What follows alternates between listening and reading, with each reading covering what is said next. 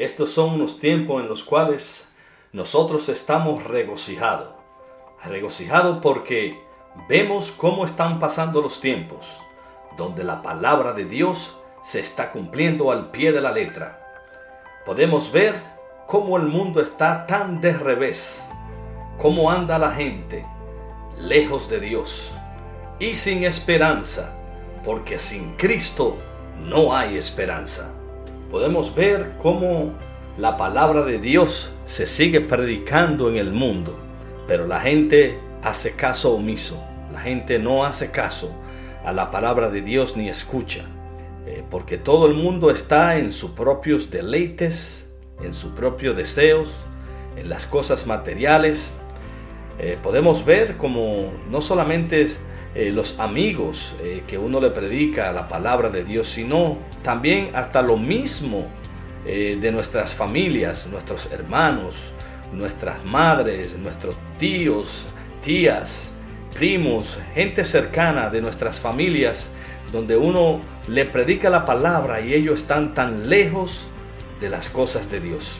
Y da que pensar, porque para ir a la gloria de Dios solo se necesita una sola cosa.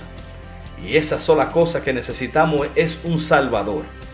Y ese Salvador es Jesucristo, porque Él fue quien dio su vida en la cruz del Calvario para la remisión de nuestros pecados y para traernos a nosotros cerca de Dios nuevamente. Y Él está con los brazos abiertos esperando tu decisión, porque dice la palabra de Dios: buscad el reino de Dios y su justicia primeramente, y las demás cosas vendrán por añadidura.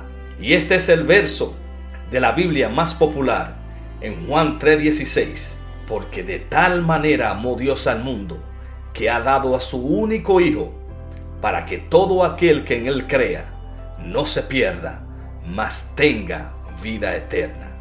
No menciona Julio Chicón, no menciona en nombre de una persona, dice para que todo aquel que en Él crea no se pierda, mas tenga vida eterna. Entonces es como yo decía, necesitamos un Salvador para llegar a la gloria de Dios, porque para llegar a la gloria de Dios, un regalo de Dios, es algo gratuito que Él nos ha dado, porque dice la palabra, porque es un don de Dios dado a los hombres para que nadie se gloríe. Es la gracia de Dios que nos sostiene y nos mantiene para llegar allá, a ese más allá de la eternidad, para estar con Él, el justo, el verdadero, el único Dios, el creador de todas las cosas, nuestro Señor Jesucristo.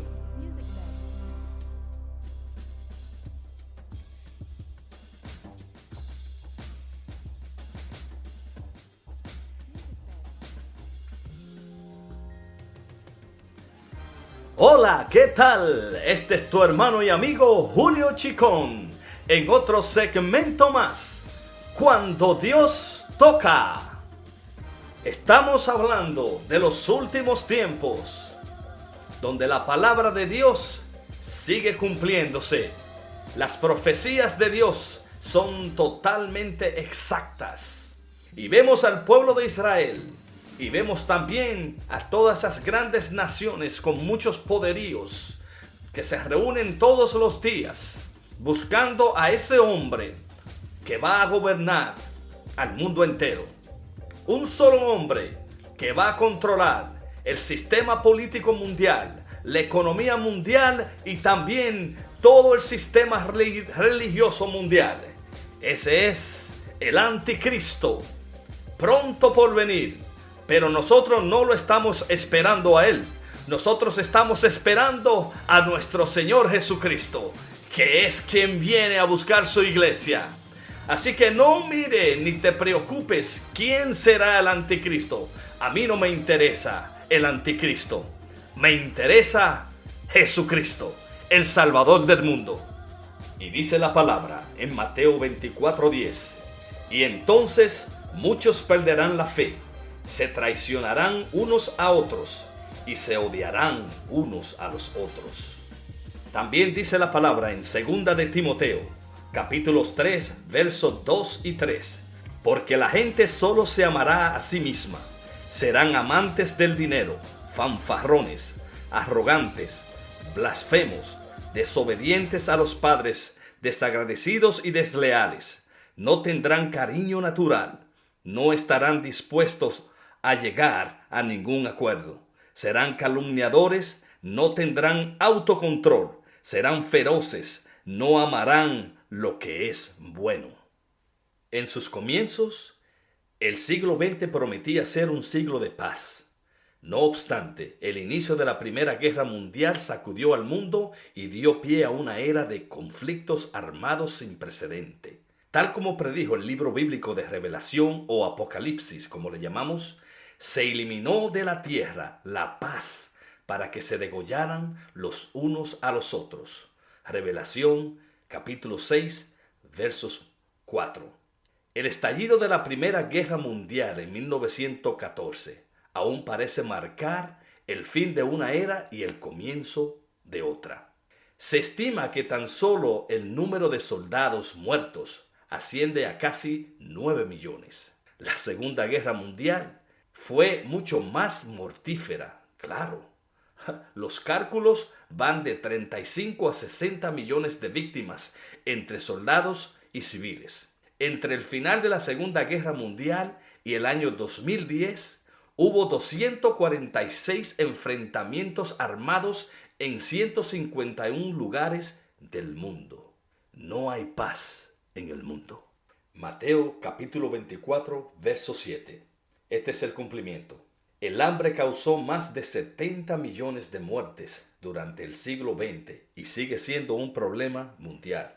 Lo que revelan las pruebas, de acuerdo con la ONU, el hambre es el mayor peligro para la salud a nivel mundial y 1 de cada 7 personas carece de suficiente alimento. Las carencias alimentarias actuales no provienen de cosechas arruinadas por el mal tiempo, sino de 4 factores que resultan críticos a largo plazo. Lucas capítulo 21, verso 11. Habrá grandes terremotos. Este es el cumplimiento. Debido al aumento de la población que habita en zonas de riesgo sísmico, el número de muertos y damnificados por terremotos se ha disparado. Lo que revelan las pruebas, esto es, el Informe Mundial sobre Desastres en el 2010, señala de todas las grandes catástrofes, los seísmos son los que más muertes han provocado en los últimos años. Entre el año 1970 y el 2001 hubo un promedio anual de 19 terremotos catalogados como desastres, con un promedio de 19.547 víctimas mortales. Lucas capítulo 21, verso 11. En un lugar tras otro habrá pestes. Este es el cumplimiento. A pesar de los avances de la medicina, aún mueren millones de personas a causa de las enfermedades.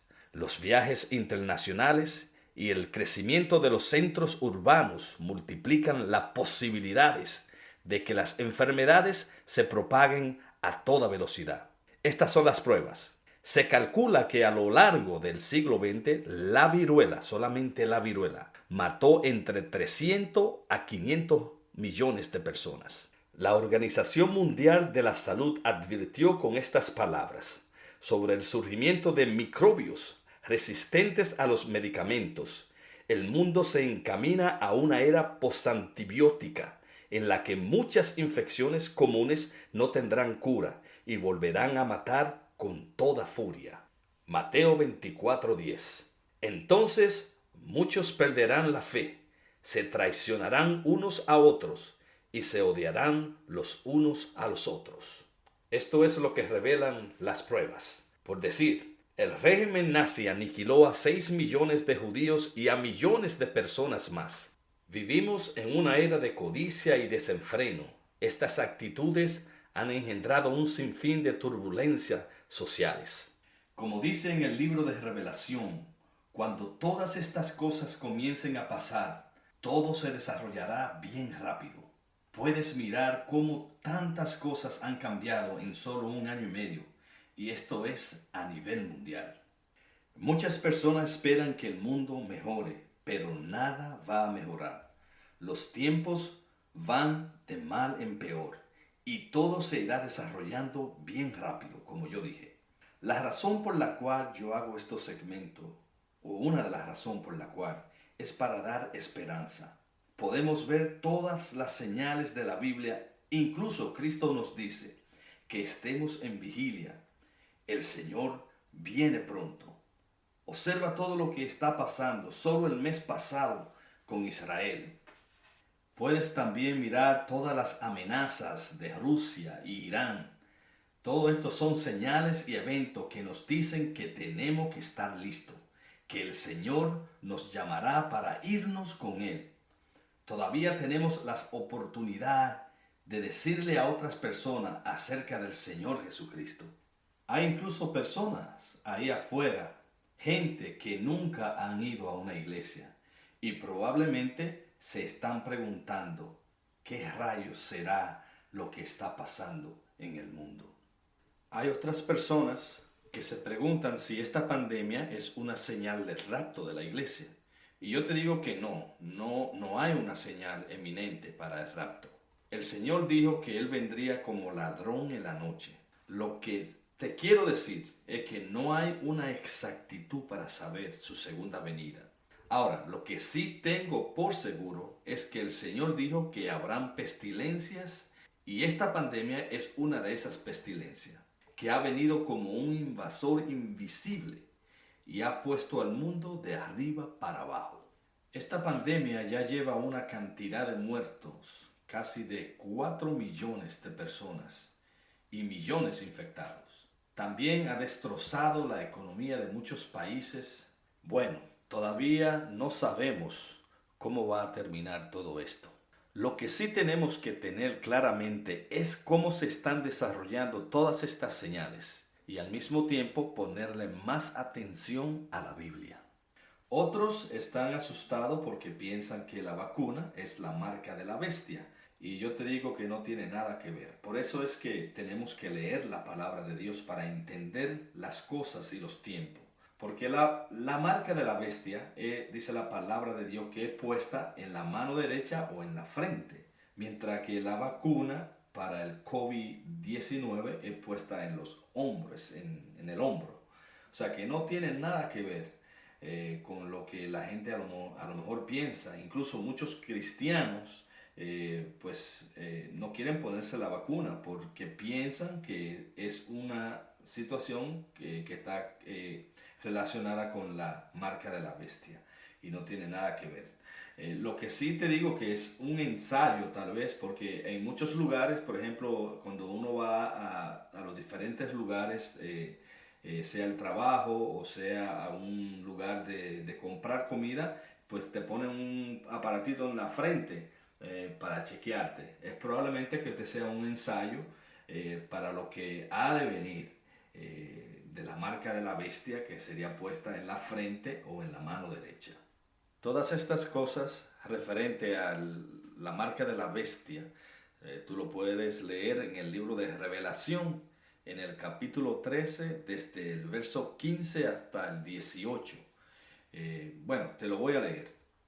Dice así: se le concedió dar aliento a la imagen de la bestia, para que la imagen de la bestia también hablara y diera muerte a todos los que no adoran la imagen de la bestia, y hace que a todos, pequeños y grandes, ricos y pobres, libres y esclavos, se le dé una marca en la mano derecha. Escucha bien, la mano derecha o en la frente, para que nadie pueda comprar ni vender, sino el que tenga la marca, la cual es el nombre de la bestia o el número de su nombre. En conclusión, estamos viviendo eventos de los últimos días. Es muy difícil negar que estamos en tiempos finales. El Señor se acerca, la segunda venida de Cristo está próxima y la iglesia debe apercibirse de esto. Tú te preguntas, ¿cuándo vendrá el Señor? No podemos dar una fecha precisa, pero sí podemos, a la luz de las Escrituras, ver que en poco tiempo el Señor vendrá por su iglesia. Muy pronto el Señor vendrá por su iglesia. En el libro de Lucas, capítulo 21, el verso 11, enumera algunas de